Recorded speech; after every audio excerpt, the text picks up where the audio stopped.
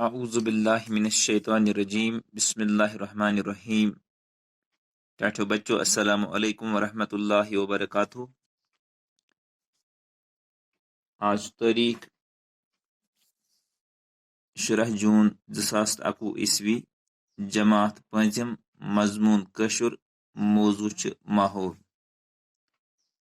यत बॉक्सस मज यम अल्फाज बुतरज ओंद पुक माहौल जू जच घास खाव माज खाव खेन हाकल तवाजुन तबाही इहुंद मायने लग तह पता परनस दौरान।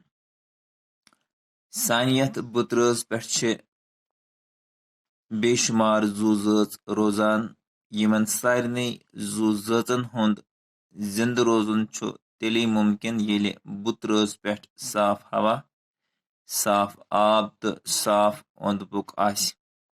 हवा आब तो अंद पक जू जच छे सोन माहौल बनावान। जू जच छे अख अकिस पे दारमदार थावान। अस छे सोट बत ठूल माछ दुध थन माज चामन मेव माश बेतरे खेवान। अमा यम सारी चीज कच्ची यवान हना सोचू यम सारी चीज छे असे अंद पक कुल जानवर तो जानवर दिवान। यत चक कुल बनित कुल छ माहौलस मज ऑक्सीजन त्रावान ग्लूकोज त्रावान यानी अम निश खारिज गसान तो जजब छ करान यह आफ्ताबुक गाश कार्बन डाइऑक्साइड छ जजब करान जमीन मज मदनियात जजब करान मूलो जरिए अम मूल हेत यतत तो आब तह मूलो जरिए निवान। कुल छ पाने पनुन गजा तैयार करान। कुलन छ तीर छावल ककर बेतर खेवान। कुल खेन वालन जानवरन वनो घास खाव मगर अकि जच हंद जानवर छ बेयन जचन हंदन जानवरन त खेवान। यम गई माज खाव जानवर। मिसाल सह छु माज खाव जानवर। यह छु हांगलन रूस कचन तीरन छावलन तो गुपनन बेतरे खेवान। सब्जी खाव तो माज खाव जानवर तो केम क्रील छ कुलन सत सत रोजान।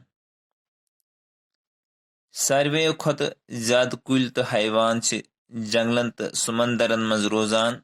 यम जू जच हेकन तेल जिंद तो सेहतमंद रोजित येले माहौल साफ आसि। वुसो गोब्रो आज पन्निस माहौलस मुतलिक परान। माहौलस वनान इंग्लिश पे एनवायरनमेंट तशु ईवीएस में environment मुतलिक पोरमुत तिकाज EVS Amish full form environmental studies. अत ईवीएस में एनवायरनमेंटस पन्निस माहौलस मुतलिक परान तो यह सो कथ बिल्कुल प्रत कंस बचस समझ यी कि ये सोन माहौल साफ आस तेल छ सोन जिंद रोजन मुमकिन तिकाज सोन दारमदार सनिस माहौलस पे अस गजा हासिल करान अस आब हासिल करान अस ऑक्सीजन हासिल करान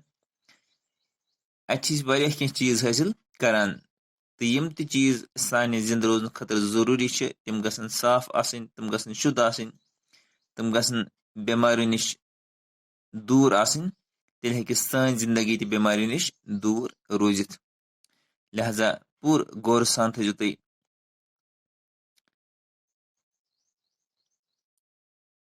इस सबक अस पारान छ माहौल अत कुन पूर पे गौर थावन हेचनच कोशिश करें।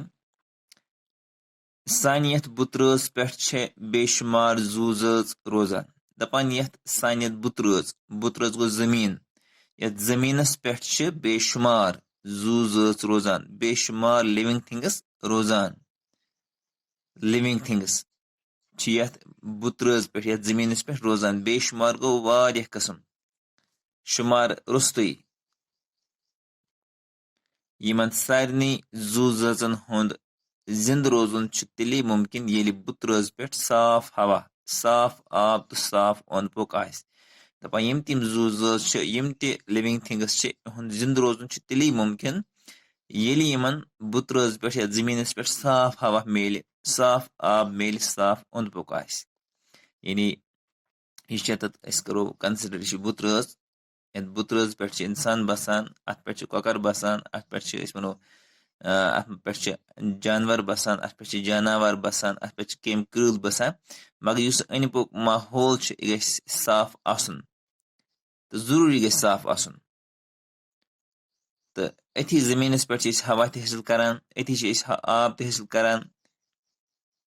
तो लिहाजा इन चीज गसन साफ आसन, तो बी जमीन गस पान ते साफ आसन। जू जज अकिस पे दारमदार थवान। यम जू जज इंसान चारवई बाकी जानवर जानवर केमिकल अकिस पे दारमदार थवान। ोट बत ठूल माछ दोद थन माज चामन मेव माछ बेतर खेवान। इंसान तो वुचान, तुह तु खेवान, बहुत खेवान, सारी खेवान, ोट खेवान, बत खेवान, ठूल खेवान, माछ खेवान, दोद थन माज चामन मेव माछ बेतर खेवान। बेतर गई अम अलाव चीज खेवान ये पे इंग्लिश पे वगैरह वगैरह। इंग्लिश मज एटसेट्रा, उर्दूस मज वन वगैरह वगैरह, ये मज वन बेतरे। अमा यम सारी चीज कत दपान यम चीज खेवान यम कत यह गई पता आसनी प्रत कंस बचस, प्रत कंस इंसान गई पता आसनी यम चीज खेवान यम कत हना सोचो, ये सोचो कि यम चीज कत पाने फिक्र यम कत यम सारी चीज अंद पक कुल जानवर तो जानवर दिवान। यम कम दिवान, यम दिवान जानवर तो जानवर बी कुल। मिसाल ोट खेवान, कनक ोट आसान, कनक ववान ब्योल, पत कनक खसान, पत लुनान, पत साफ कर अड़िश नेरान कनक जन आसान तथ तम पेहान तथ ओट नेरान, तमी कनको मज निशास तो नेरान। ठूल ककर दिवान, माछ माशरी दिवान, दोद गाव दिवान, थन यह दोदस कड़ान थन, माज चारवई दिवान, चामन गो हंदिस दोदस नेरान, मेव कुल दिवान, माछ माशरे दिवान। गो इन तमाम पे दारोमदार थवान।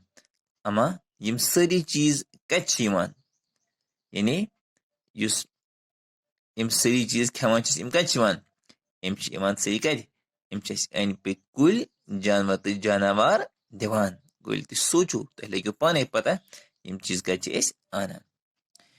कुल पाने पन गजा तैयार करान। ये कुल दित तुम कुल अमिक मूल, पे अमिक लंज, पन तुल पोश, तो यह कुल क्या माहौल दिवान, यह क्या माहौल नश निवान।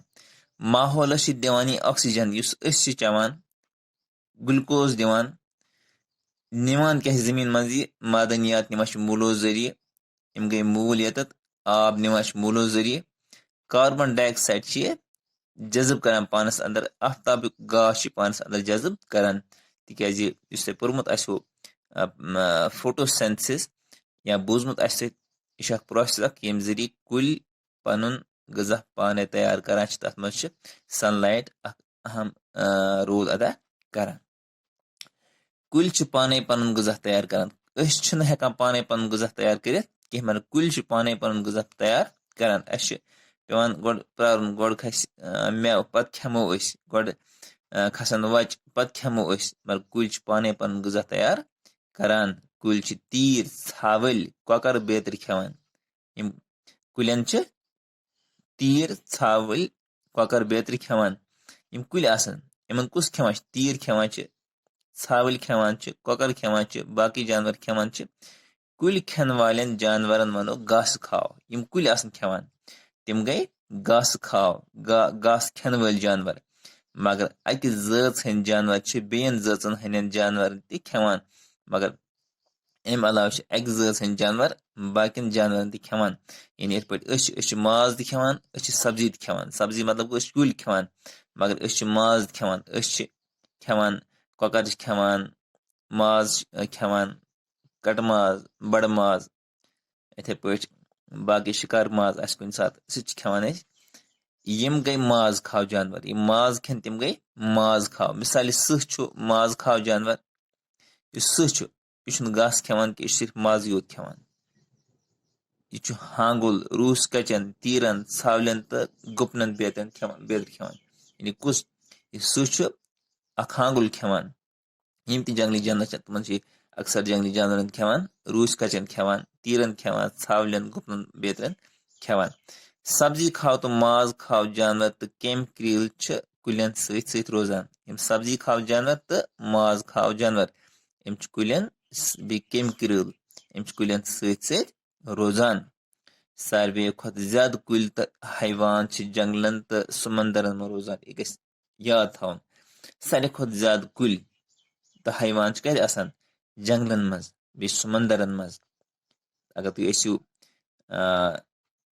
टीवी वुचान एनिमल प्लेनेट वुचान तुम तत वुचान कत कुल जंगलन मज हैवान कत जंगलन मज जंगली जानवर कत जंगलन मज या थे पे नेशनल जियोग्राफिक चैनल तत वुचान कित पे रिसर्च करान साइंटिस्ट कित पे तुम वुचान तुम समंदरस मज बसान तत कत कुल तत कत जानवर यह शायद कुन सात ख्याल तयी कह यम जू ज़ात हेकन तेली जिंद तो सेहतमंद रोजित ये माहौल साफ आ लिहाजा सोचान वल त्रो कल मज ोट तो गन अम सत गो कहें मगर अम सोन माहौल आलूद गसान इत पे खबर बेशुमार जू ज़ात तिहुंद जिंद रोजन सह नामुमकिन बनान या वतन पे गुह त्रावान आंगनन मज ोट त्रावान कुलन तल नापकी त्रावान लिहाजा इमो चीज़ों नश इज्तनाब कर सोचुन